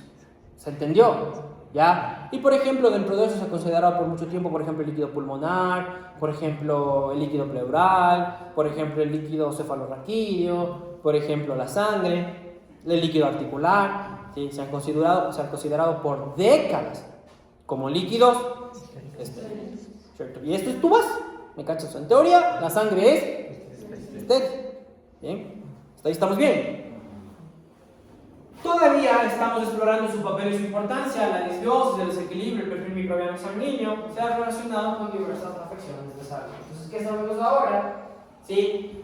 Por ejemplo, tenemos el estudio de Chen y colaboradores, en donde hizo un metaanálisis para analizar estas principales controversias para saber si la sangre es o no es estéril. Y dentro de estas principales controversias sigue siendo el riesgo de contaminación de las muestras, porque para sacarte una muestra de sangre tengo que hacer un pinchazo, ¿me? Y si yo no desinfecto bien, podría crecer un bicho que no es de la sangre, sino que es de la piel. Y es una de las grandes discusiones que hemos tenido ahora, ¿de acuerdo? La pregunta es, ¿hay o no hay microorganismos? Entonces, en general, no hay microorganismos en la sangre, ¿sí? O sea, la sangre es eso, es tu sangre, y como ya lo dijo muy bien, ¿sí? Ya debería estar inmaculada, debería estar perfecta, no debería haber nada. Y de hecho, todo lo que entraría ahí debería considerarse patógeno. Y de hecho debería ser un gran problema para la inmunidad para eliminarlo. Algunos estudios han concluido que hay presencia de bacterias en sangre y que es un evento relativamente inusual, ya que la mayoría de donantes, por ejemplo, uno de los estudios vio donantes sanos, ¿sí? Y la mayoría de donantes sanos no tenían ningún microorganismo. Hay un estudio que se detalla en colaboradores del 2022, buscó investigar la existencia de DNA microbiano en sangre y los resultados indicaron que se encontró DNA bacteriano en al menos el 16% de los individuos sanos, que las especies cambiaban un poco de persona a persona. En estas personas que encontraron bacterias en sangre, ¿qué encontraron? Encontraron especialmente Staphylococcus, Proteobacterias, Cutibacterium agnes, que ahora se llama Proteobacterium agnes, ¿sí? Y se han encontrado al menos 110 bacterias, 5 virus y 2 hongos. ¿Ya? Si quieren ir a ver el artículo, está ahí, ¿no? Está justo en la parte de abajo y esta presentación está cargada sobre la virtual. ¿De acuerdo? Entonces, en general, la mayoría de gente considera que no hay microorganismos en sangre, pero en algunos pacientes sí se detecta el DNA bacteriano. Y es una gran pregunta ahora que no está totalmente dilucidada, no se ha respondido completamente, ¿qué significa ese DNA de bacterias en sangre? O inclusive si quizás hay bacterias trascendientes, ¿no? Que podría haber, o sea, por ejemplo, en lugares como el intestino, podrían tener fugas de microorganismos en el torrente sanguíneo, pero factores inmunológicos, los anticuerpos y otros factores los controlan inmediatamente después del cabo de un tiempo. Entonces, ¿qué es lo que sabemos hasta ahora? Bueno, vamos a comenzar con la flebitis, ¿no? ¿Qué será la flebitis? La flebitis es la inflamación del vaso sanguíneo. Aquí hay que tener mucho cuidado, ¿ya? Porque normalmente cuando nosotros pensamos en itis, pensamos en inflamación por infección. Por ejemplo, faringitis, ¿cierto? Por ejemplo, celulitis, ¿ya? Aquí hay que tener cuidado porque itis, ya siendo muy apegado al término, a la palabra, itis significa inflamación. Que la mayoría de veces esas inflamaciones son infecciosas, no significa que todas sean así. Y particularmente la inflamación de un vaso sanguíneo se puede dar por causas infecciosas y no infecciosas. Y aquí vamos a ver un poco de ellas. Entonces, la flebitis es esta inflamación de las venas que suele ocurrir en cualquier parte del cuerpo. En el sistema circulatorio, estas son responsables de transportar la sangre de vuelta al corazón o llevar la sangre a los tejidos. Las causas más comunes de flebitis incluyen irritación química debido a la administración intravenosa de medicamentos, la infección de una vena y lesiones físicas. Los síntomas típicos de la flebitis incluyen enrojecimiento, hinchazón, calor, dolor, enfermedad afectada, que son los famosos síntomas cardinales de la inflamación. Entonces, la flebitis no se da porque sí. La flebitis es una consecuencia. Si la flebitis es una consecuencia, ¿cuál creen que sea una de sus principales misiones? Encontrar la causa. Exactamente, tienen que identificar cuál fue el proceso subyacente que generó la flebitis. Entonces, la inflamación de una vena comienza con una lesión, infección o irritación. El sistema inmunológico responde a esta lesión, liberando factores inflamatorios como citoquinas y quimiosinas. En algunos casos, la inflamación puede llevar a la formación de un coágulo sanguíneo en la vena, conocida como trombo. La presencia de este coágulo aumenta el riesgo de complicaciones como la trombosis venosa profunda o, dependiendo del tamaño del calibre del vaso, inclusive la embolia pulmonar. Como les dije, hay tipos. Sí, la flebitis superficial afecta a las venas cercanas de la piel, mientras que la profunda involucra venas, evidentemente, más profundas. Puede ser infecciosa, si es que es infecciosa se le llama flebitis séptica, o si no lo fuera, es flebitis aséptica. Y también tenemos la flebitis migratoria. Es un tipo especial que se asocia con la administración intravenosa de ciertos medicamentos, donde la inflamación se mueve a lo largo de la vena por el contacto con el fármaco. ¿Cuál es el problema de que llegue al vaso sanguíneo? Todos los vasos sanguíneos y el flujo de estos eventualmente pasan por ¿dónde? Y este es otro de los peores lugares para infectar. ¿Ya? De hecho, está tan inmunoprivilegiado que es el peor lugar para infectar. De hecho, los dos peores lugares para infectar son las articulaciones del cerebro y el corazón. Estás fregado. ¿Y por qué es complicado el corazón? Bueno, primero es un órgano hueco. Entonces, la cantidad de tejido per se es muy baja. Segundo, acuérdense que al ser un órgano hueco y tener el líquido dentro, las células, ¿será que pueden salir a pelearse con las bacterias que estén en la sangre? Es muy difícil, es casi imposible. Y tercero, el propio flujo sanguíneo. De hecho, el propio flujo sanguíneo turbulento causa muchas presiones que dificultan la llegada del microorganismo. La mala noticia es que hay bichos que sí pueden crecer en el corazón, ¿de acuerdo? Y esto se conoce como endocarditis, carditis o inclusive pericarditis, depende. La endocarditis afecta al endocardio y a las válvulas del corazón. La miocarditis afecta, por ejemplo, el músculo cardíaco. ¿Ya? Chagas puede hacer miocarditis, la miocardiopatía chagásica dilatada, influenza puede hacer miocarditis. Y también tenemos pericarditis. Algunos virus, por ejemplo, Coxsackie puede hacer pericarditis. Bueno, hoy nos vamos a enfocar en endocarditis. Es la infección de estos tejidos internos del corazón, ¿de acuerdo? Particularmente las válvulas cardíacas. Hay algunos factores de riesgo que incluyen enfermedades cardíacas previas, procedimientos dentales y uso de drogas intravenosas. Esto es especialmente un riesgo para Staphylococcus aureus. Y lo dice Murray. Las bacterias pueden ingresar al torrente sanguíneo a través de lesiones como la boca, piel u otras fuentes y eventualmente colonizar las válvulas cardíacas. Los síntomas de la endocarditis pueden incluir fiebre, soplos cardíacos y embolias que afecten a otros órganos. Misma historia. La endocarditis es la consecuencia. Tienes que buscar el foco inicial. Hay un lugar donde comenzó la infección.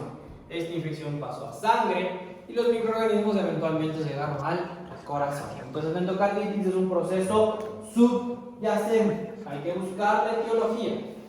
Las bacterias ingresan al torrente sanguíneo, llegan al corazón donde se adhieren y colonizan particularmente las válvulas cardíacas. La infección causa daño a las válvulas y forma un crecimiento de bichos que médicamente les llamamos vegetaciones. Y hoy sabemos que esas vegetaciones son biofilmas. ¿Eso será bueno o será malo? ¿Qué son masas de bacterias y tejido cardíaco dañado? El sistema inmunológico intenta combatir la infección, lo que puede resultar en un daño adicional de las válvulas, porque las propias células de las pocas que llegan a resolver también dañarán la válvula cardíaca. La endocarditis puede tener graves consecuencias, incluyendo insuficiencia cardíaca, la posibilidad de vegetaciones que se desprenden y causen embolias en otros órganos como el pulmón o el corazón, dependiendo de dónde esté dada la endocarditis. Pues, pilas, que es endocarditis, es la infección del tejido cardíaco interno, particularmente las válvulas cardíacas, siempre vienen de un proceso subyacente.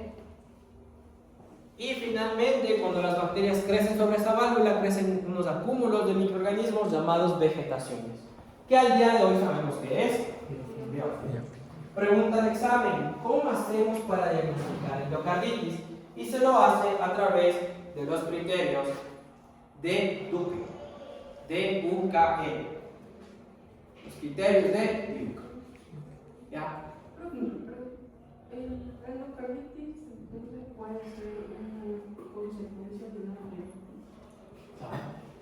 Sí, por supuesto, una endocarditis podría comenzar en una flebitis. Sí, podría, correcto. Muy bien. Y especialmente en los pacientes con catéter venoso central de largo plazo. Pues muy bien. Ahí.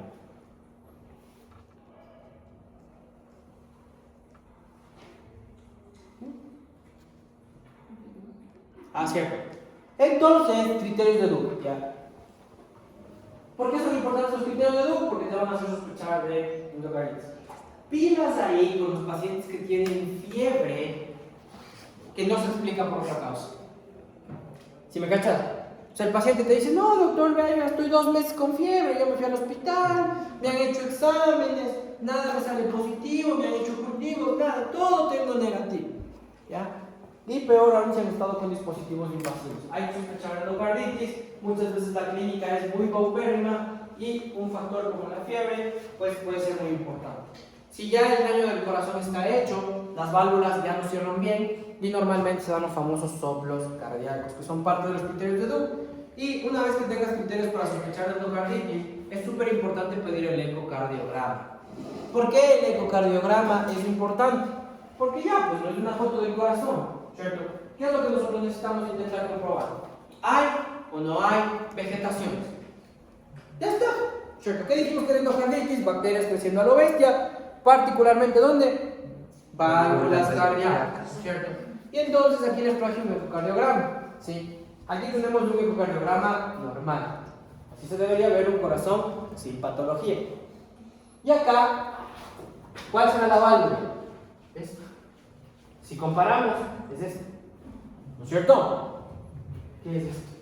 Vegetación. Es una mama vegetación, que inclusive está bloqueando el cierre total en sístole ventricular de la válvula auriculoventricular. ¿Ya? ¿Estamos de acuerdo? Pilas ahí con pacientes que tengan fiebre, soplos, fiebre que no se expliquen otras causas, que tengan catéteres endovenosos o que haya tenido sepsis. Sí, hay que pensar en endocarditis y corren los criterios de Duke. ¿Estamos de acuerdo? Si ya sospechan de endocarditis, tienes que pedir un eco. Se llama ecocardiograma transesofágico. ¿Por qué? Porque es el mejor.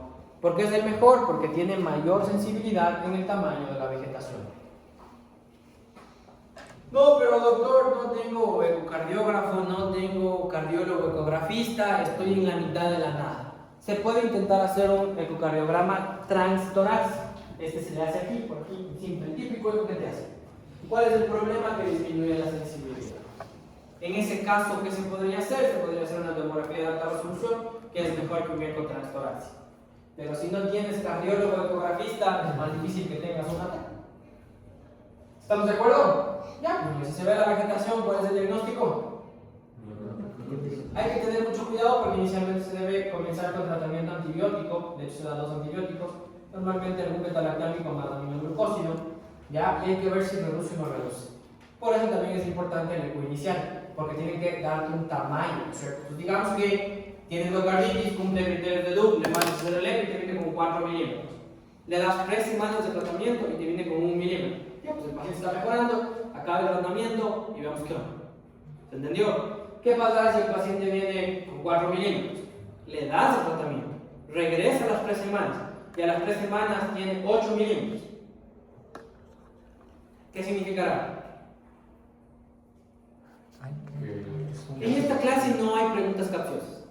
Si usted piensa en una pregunta, una respuesta, si usted cree que es demasiado lógica y sencilla, sí, esa es la respuesta. Sí, perfecto. Sí, no, ¿verdad? Ya les explico el porqué. No está mal su raciocinio, pero qué chévere que lo hayan pensado en eso. ¿Qué más? Pues es que el biofilm como que quita todo, o sea, no es muy resistente a los fármacos, entonces quiere decir que ese biofilm ya está bueno. Excelente. No es exactamente lo que está en mi mente que respondan, pero al menos llegó a la raciocinio. La respuesta es el biofilm. Aquí el problema será el antibiótico. Aquí el problema no es el antibiótico. ¿Cuál es el problema? Que ese biofilm está tan bien instaurado que el antibiótico entra o no entra el biofilm. Y adivinen cuál ahí es el tratamiento, en ese caso.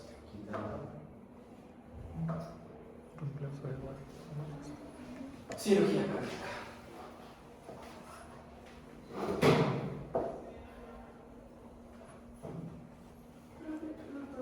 En caso de tratamiento para depende mucho del microorganismo. Habitualmente se utiliza ampicilina o ceftriaxona más amicacina. Y se les da un tratamiento de 21 días. Y se recambia. ¿Y hay un microorganismo frecuente para...? Ya vamos a ver. Bien, y aquí les traigo una verdadera endocarditis. No, miren este eco. Hay una vegetación. Mamá, bola, va a estar. ¿Sí ven? Esa bola ahí, hiperrecogénica. No, miren ya la válvula. Evidentemente, si ya tenemos esta foto, ¿qué significó? Ya, normalmente cuando las vegetaciones son mayores de 5 milímetros, hay que ver, hay que comenzar, ¿no? Sí, porque eso de andarle metiendo a ver el corazón a la gente les van a divertir, entonces la mayoría de cardiólogos lo que hacen es, bueno, para el cardiólogo que cobra, pero para el intervencionista sí es divertidísimo. Porque meterse $8,000 en una cirugía, creo que a todo el mundo le gustaría. Entonces, si les saca, ahí pueden hacer un Reemplazo valvular. Hay que hacer un reemplazo valvular. ¿Ya? Miren este, vean. El panda tiene un nido de un pájaro dentro del micrófono. ¿Se ve o no se ve? Sí. Ahora sí, justo la pregunta de la doctora, ¿no es cierto? Y yo, Aurora, ¿cómo funciona esto de la endocarditis? Primero, la edad. ¿En qué edad es más frecuente? A partir de los 65 hasta más o menos los 90 años, ¿no es cierto? Siguiente pregunta, ¿hombres o mujeres? ¿Cierto? Ya saben, hombres. Todo lo que sea del corazón y muerte del corazón, hombres. Claro, después de que no se estropean tanto. Obvio. Hechos, doctora, hechos. Antes estaba la vida. ¿Y cuáles son los principales factores de riesgo para este daño del corazón? ¿No? Válvula protésica, ¿sí? Dispositivos intracardíacos, otros dispositivos no conocidos y bueno, otras causas cardíacas no descritas. ¿Ya? La siguiente pregunta, ¿y qué microorganismos son los más frecuentes? Lo más frecuente del mundo mundial es Staphylococcus aureus. ¿Ya? Luego después vienen algunos Streptococcus orales, ¿sí? Enterococos. Luego vienen los Staphylococcus coagulasa negativa, que ya deberían entender si ya vinieron estudiando para el día de hoy, ¿no es cierto? Y aquí hay un grupo súper importante, ¿ya? Porque todos estos de aquí crecen en cultivo. ¿Sí me cachas? Ya, pues si es que está en sangre, tú le pides iones hemocultivos y te va a crecer. ¿Estamos de acuerdo? Estos de aquí no crecen en el hemocultivo. ¿Por qué? Porque todos esos son fastidiosos. ¿Qué significaba fastidioso, doctores? Lista condiciones específicas. específicos. Que necesita nutrientes muy particulares para su crecimiento. Y si el medio no tiene eso que necesita, no crece, ¿cierto? ¿Ya? Así como su ex.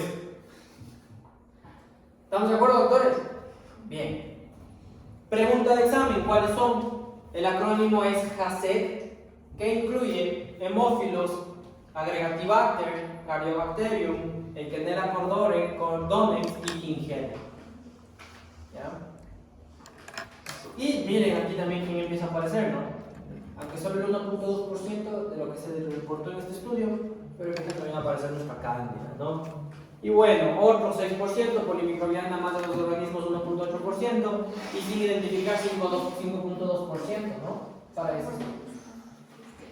Entonces, la endocarditis infecciosa estreptocócica puede ser causada por el grupo Virulence oral, sigue siendo una de las más frecuentes en grupos de renta baja, y aquí suelen tener antecedentes de procesos odontológicos. Ya sean esas infecciones porque hacen malos procesos odontológicos, el bicho pasa a sangre continuamente porque el diente actúa como un productor, como un generador. El bicho crece, sale, el bicho crece, sale, el bicho crece, sale, y eventualmente se termina acomodando en la válvula. Estos incluyen mutans, salivarius, anquinosus, mitis, sanguinis, y todos se ven así. Tienen un color súper alfa-hemolítico, ¿no? Los estafilococcus coagulase negativo, aquí tenemos algunos comensales ubicuos como epidermidis, londinensis, capitis, especialmente asociado a catéter venoso central. No le limpian bien, no le cambian el catéter, lleno de bichos. Básicamente es un cultivo de biofilm. Endocarditis asociada, comúnmente colonización de los dispositivos, causan endocarditis protésica temprana y hospitalaria, inclusive en válvulas nativas. La clave, pilas con el biofilm, alta producción de abscesos y resistencia a múltiples antibióticos. El antibiótico no llega al biofilm. Entonces hay una amplia diversidad de bacterias, también dentro de esas las HACCP. ¿Por qué son importantes estas? Porque en el presente ya no se hace un cultivo como antes. ¿Cómo se llama el cultivo antes? Venían unos frascos, ponías la sangre y cultivabas. Y día a día sacabas y hacías un gramo. Sacabas y hacías un gramo. Imagínate el riesgo de contaminación en eso. Altísimo. Mientras más mano metas, más riesgo de que salga mal. En todo el vida. En todo. Ya. No voy a poner ejemplos de extra clase porque se complicaría esto. Pero acuérdense de mí. ¿Estamos de acuerdo? Ya. Entonces ahora hacen unos sistemas. Te vienen ya unas botellas. No sé si han ustedes ya ido a hospitales. No, son unas botellas especiales, son botellas de hemocultivo, ahí pones sangre y le ponen en un equipo. Y el equipo, en base al cambio de los gases internos, está monitorizando todo el tiempo. Y si hay cambios, porque creció un bicho y pita. Literalmente, el equipo viene como una maquinita y pita. ¿Cierto? Entonces ya, pues el médico va, hace un gram y luego cultiva. Todos los anteriores, que incluyen estáfilo y todo lo demás, sí, van a crecer fácilmente y se van a ver en el cultivo. Estos HACCP no se van a ver. Y aquí viene la discrepancia. Pilas, cuando el paciente tiene todos los criterios. Tiene un eco para endocarditis, le mandas el hemocultivo y pita de la máquina de hemocultivo, sale en el gram se los va a ver porque están ahí, pero no crecen en el cultivo. ¿En quién tienes que sospechar? En el HACCP. ¿Se entendió, doctores? Pilas, tiene la clínica de endocarditis, tiene los criterios de Duke para endocarditis, le haces el eco, ves mama vegetación, le mandas el hemocultivo pita. Se ven los microorganismos en el gram, pero no crecen en el cultivo. ¿En quién hay que sospechar? HACCP. ¿Cuál? No sé, vaya a ver. Entonces, ya para ir terminando, la flebitis es un proceso secundario del vaso sanguíneo que puede tener etiología infecciosa. La endocarditis es una infección del tejido cardíaco con énfasis en las válvulas. Diversos microorganismos pueden ser etiología, aunque el que resalta a nivel del mundo sigue siendo el Staphylococcus aureus. Siempre que vea una flebitis, una endocarditis, encuentre la causa, normalmente hay un motivo, y los hemocultivos son fundamentales para filiar o decir qué microorganismo es, y es muy importante pedir un ecocardiograma transesofágico. Pilas ahí, porque el transtorácico pierde sensibilidad. Es mejor es el ecocardiograma transesofágico. Ahí están todos los artículos en los que nos hemos basado. Y aunque ustedes no lo crean, hemos acabado los temas de la semana 7.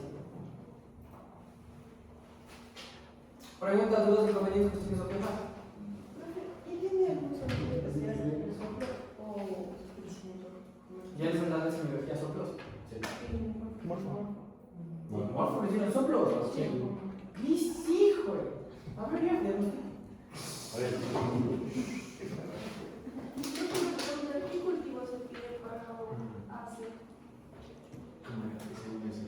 La verdad, depende mucho del microorganismo, pero lo mejor es un chocolate enriquecido con isovitalex en la atmósfera carnófila. Buena pregunta. Para repetir, pues. Encantado, chocolate enriquecido con isovitalex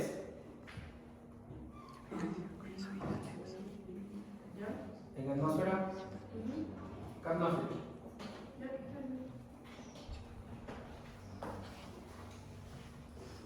Es que la verdad quiero que se escuche ahí, pero al mismo tiempo no quiero que vean el diagnóstico. Ah, ya sé.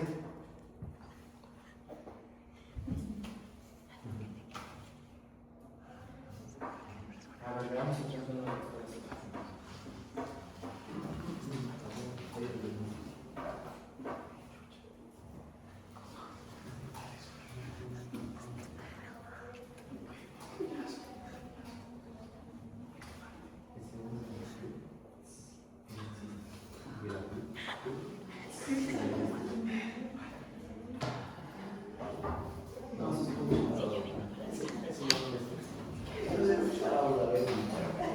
A ver si es.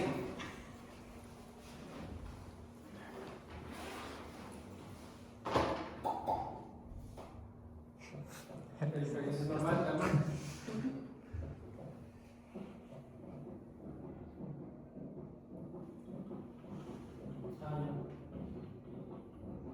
Ya, ¿qué es eso? Suena como una insuficiencia. No, creo que suena, digo, suena. Y ese es un poco mitad.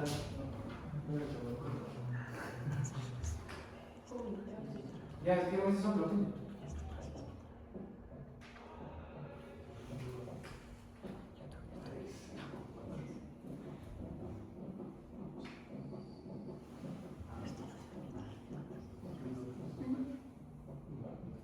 Es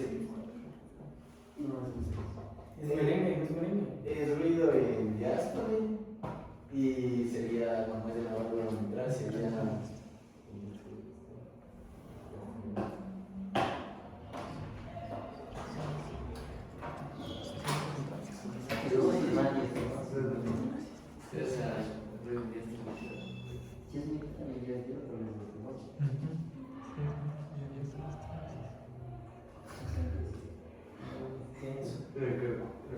¿Y esto quién nos enseñó la Francis? No, cuatro. Protesto. Hay que decir. Pero no necesitas una. Más de ti. ¿Qué vas a hacer al corazón del paciente? Vea, Cálmese. baje la frecuencia. Porque los soplos que a mí me hicieron era del requinte. El paciente te va a quedar viendo diciendo, yo de saber cómo late mi corazón. ¿Cómo tú ves? Claro, pues ¿cómo van a hacer esto? Y pues nada, ni uno. Ah, bueno, vale la pena. Esta es clase de semiología, así que bueno.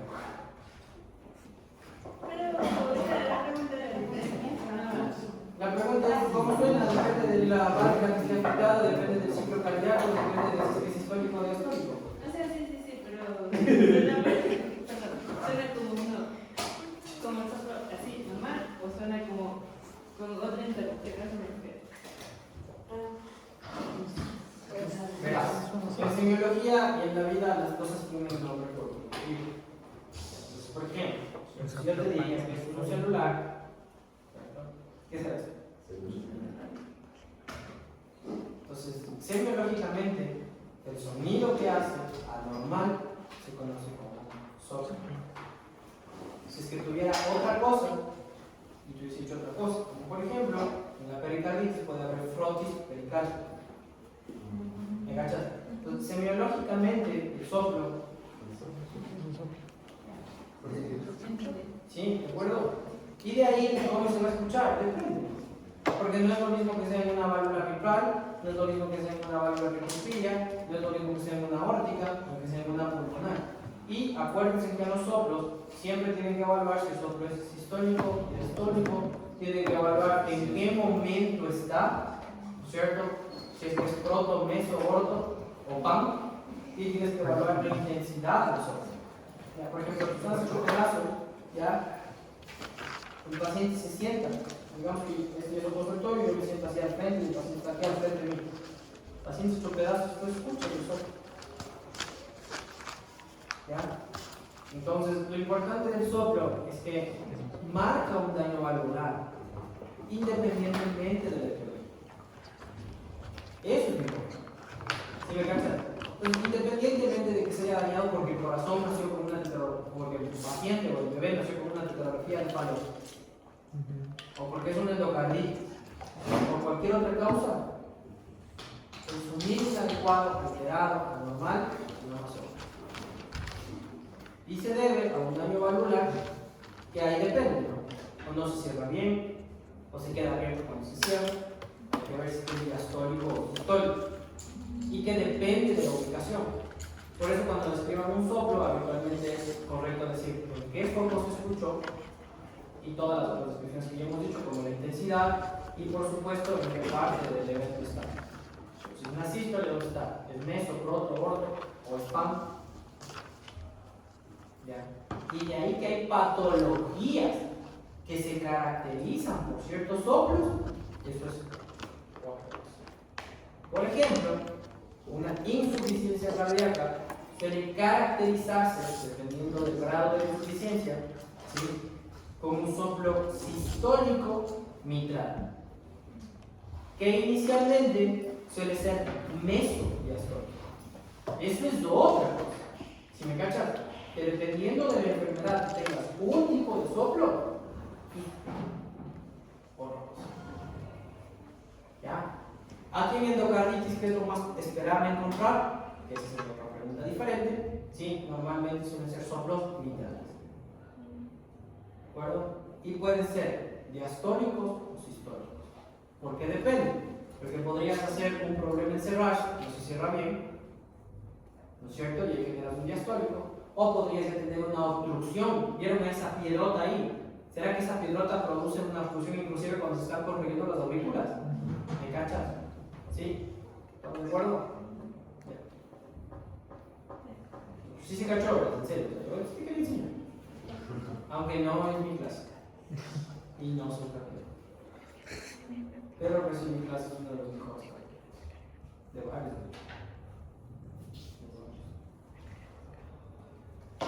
No me gusta el careta, pero sí. Habrá gente que le guste. Es más, hasta ahora me acuerdo, la otra vez me pasaron un electrocardiograma. Y la verdad yo le vi porque sí, ¿no? Es que la típica. Es una vaina, es que los médicos se presentan cosas y ellos como piensan con su mente, es como que, y doctor, no irá a ver el electrocardiograma, y yo así. Mi hijo es una mujer que tiene diabetes. ¿Qué quieres que vea el electrocardiograma? Pero bueno, para mí soy un buen médico y el electrocardiograma. Y la mamá tenía un bloqueo auricular. Que evidentemente no tenía nada que ver conmigo y no tenía nada que explicar por la enfermedad infecciosa, pero tenía un bloqueo auricular. Y todavía más, o sea, voy como presidente. Y me dice, doctor, no irá a ver el electro, perdón. Y yo así con cara de, o sea, a ver, me llaman por la Netflix, yo que tengo que ver con el electro. Entonces seguramente el man le pasaron el electro y no sabía qué ver. Entonces digo, ya, dame la cara. Y veo la nota del man y dice, no, la típica que no sabe ni evolucionar y copia lo mismo que los otros han copiado mal. ¿Sí? Paciente con los cardíacos rítmicos no soplos. Y yo así, brother, ¿viste el electro? Sí. Me dice, pero ese que es normal. Le digo, ¿cómo vas a ver cómo es ese que es normal? Tiene prolongación del segmento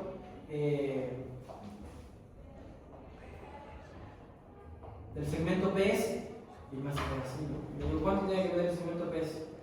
Vaya estudio. Y luego después le digo, a ver, ¿ya escuchaste al paciente? Le escucho. Y así, señora, necesitaba una vez un bloqueo del corazón y decía, no, nada. Y la mano así, no, yo que no tenía nada que decir, yo iba a ver los bichos bien. Y ahí sí, ¿sabe qué, doctor? Yo soy el doctor del corazón, yo voy a poner que tengo las recomendaciones que le veo al doctor del corazón, pero yo estoy encontrando una alteración. Como yo soy el médico del corazón, esto tiene que ser confirmado y descartado por el médico del corazón. Y bueno, después había ido al cardiólogo mandando a la masa porque, o sea, no me exageren. Entonces aprendan bien porque ya está, no uno tiene que fingir que es médico.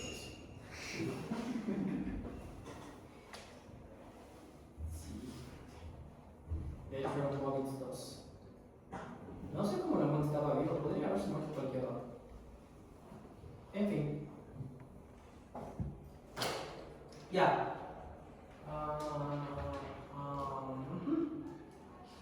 No sé, ¿tienen preguntas? No me acuerdo qué les estaba diciendo.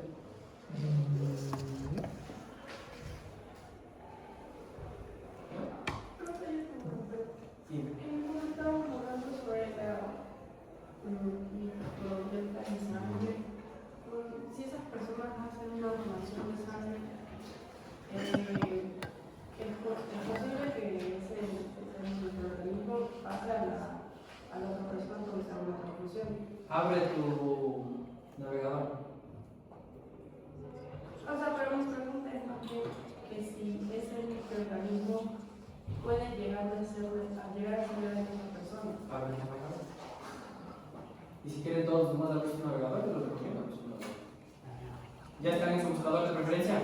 Que no sea ChatGPT. Buscador. ¿Qué está pasando? Es que, chalamos, hermoso, ¿qué onda? Abran su navegador. Pon transmisión de Chagas por transfusiones sanguíneas.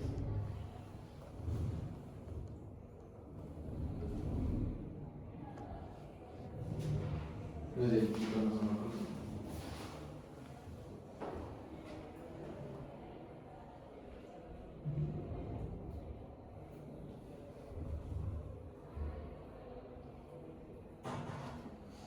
Ahora le devuelvo la pregunta, doctor. ¿Las personas se podrían enfermar a través de un bicho que esté en sangre y sea transmitido por una transfusión? Sí. O sea, sí, pero en el caso de, por ejemplo, encontrar un estafilos en un efecto. Va a depender de muchos factores. El primer factor va a depender de la inmunidad, el segundo factor va a depender de la carga de microorganismos, pero virtualmente puede haber una infección. O sea, el riesgo de que haya la infección está. Ya va a depender del paciente, la carga, cómo lidia con los microorganismos, la inmunidad lo controla o no lo controla, tenía o no tenía anticuerpos previos para esos bichos. Pero funcionalmente la respuesta es: existe el riesgo. Y es por eso que, ¿será que la sangre yo le saco a un paciente y le pongo a otro? Porque sí, porque ya. La sangre, para ser transfundida, tiene un montón de procedimientos, dentro de los cuales han donado sangre. Con razón, esa es la explicación. Una vez que tú donas sangre, te llenan unos tubitos, un montón de tubitos. Y esos tubitos son para hacer un sinnúmero de pruebas que incluye cultivo, detección de la mayoría de los bichos más frecuentes, por ejemplo, detección de HIV. Inclusive los que han donado sangre, una de las primeras preguntas que te ponen cuando donan sangre: ¿usted se está haciendo esto para hacerse el test de VIH gratis? Imagínate. Hay gente que va a donar sangre porque tiene miedo de tener VIH y quiere hacerse el tamizaje para VIH. Porque obviamente toda la sangre que donan es hecha tamizaje para VIH. Pues la respuesta es sí. Y han habido casos horrorosos de esto de transfusión sanguínea con Chagas, casos horrorosos de hepatitis B, de HIV, que se infectó a la gente por transfusiones. Así que la respuesta es sí, es posible.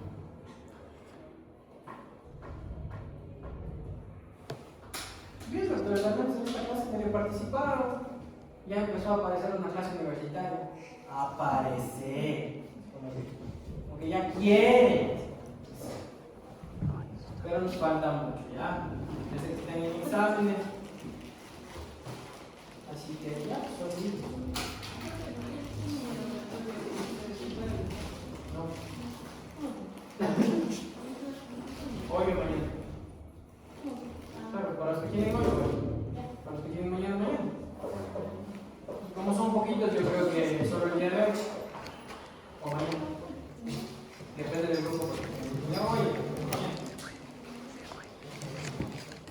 Preguntas, dudas, comentarios, cuestiones. Si no tuvieran preguntas o cuestiones, son libres, vayan a cuestiones.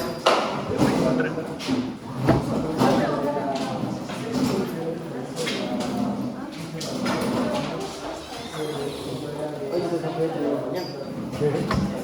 Mañana, dijo, ¿no? Sí, puede ir con ¿De qué? ¿Micro?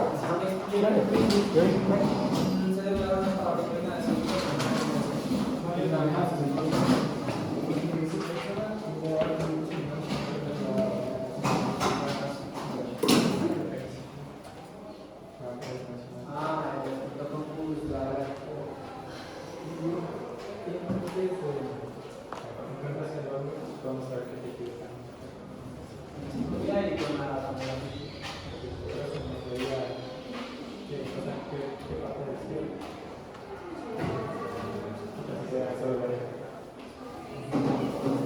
Se puede ver la fotografía de la tabla.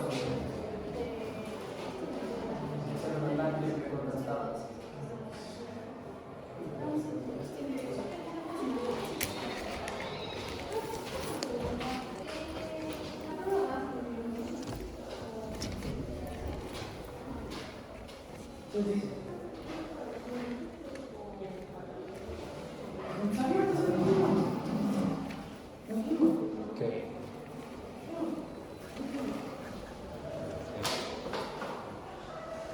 Ay, No tengan provecho porque esto es paz. ay.